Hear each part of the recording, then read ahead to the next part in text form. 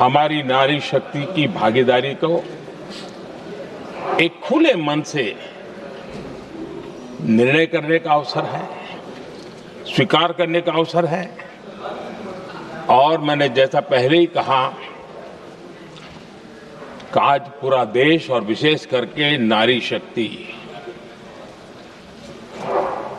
हमारे निर्णय तो देखेगी, लेकिन निर्णय से ज्यादा हमारी नीयत को देखेगी।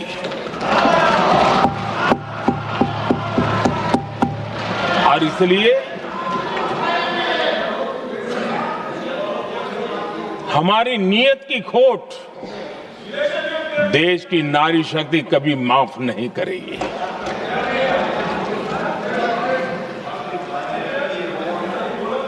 आदरणीय अध्यक्ष जी, 2023 में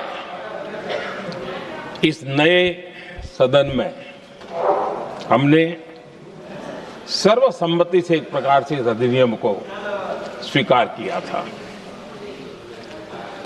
पूरे देश में खुशी का वातावरण बना, उस पर कोई राजनीतिक रंग नहीं लगे और इसलिए वो कभी राजनीतिक इश्यू भी नहीं बना। तो एक अच्छी स्थिति है। अब सवाल ये है कि हमें कितने समय तक इसको रोकना है। अब यहां जो लोग जनसंख्या वगैरह के विषय उठाते हैं, क्या आपको मालूम नहीं है? मैं चाहूंगा कि अमित भाई अपने भाषण में इन सारी चीजों का उल्लेख करेंगे।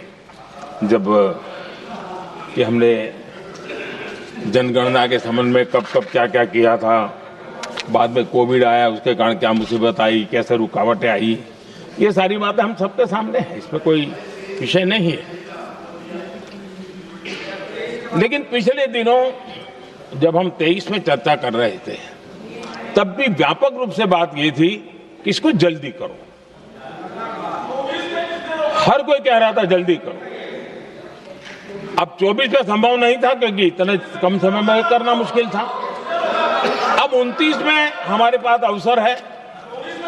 अगर हम 29 में भी नहीं करते तो ये स्थिति क्या बनेगी हम कल्पना कर सकते। फिर हम देश की माताओं बहनों को ये विश्वास नहीं बना पाएंगे कि हम सचमुच में प्रयास सच्चे अर्थ कर सकते थे। और इसलिए समय की मांग है कि अब हम ज्यादा विलंब न करें।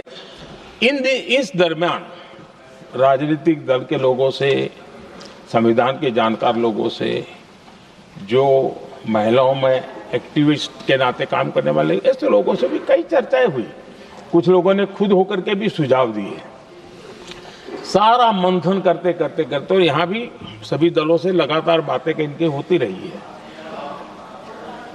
स्ट्रक्चर वे में हुई है, इनफॉर्मल भी हुई है, और उसमें से आखिर बना हुई एक कुछ रास्ता निकालना होगा ताकि हम हमारी माताओं बहनों की शक्ति को जोड़ सकते हैं। आदरणीय अध्यक्ष जी, मैं एक बात जरूर कहना चाहूंगा। यहां बैठकर के हमें किसी को संविधान ने देश को टुकड़ों में सोचने का अधिकार ही नहीं दिया है।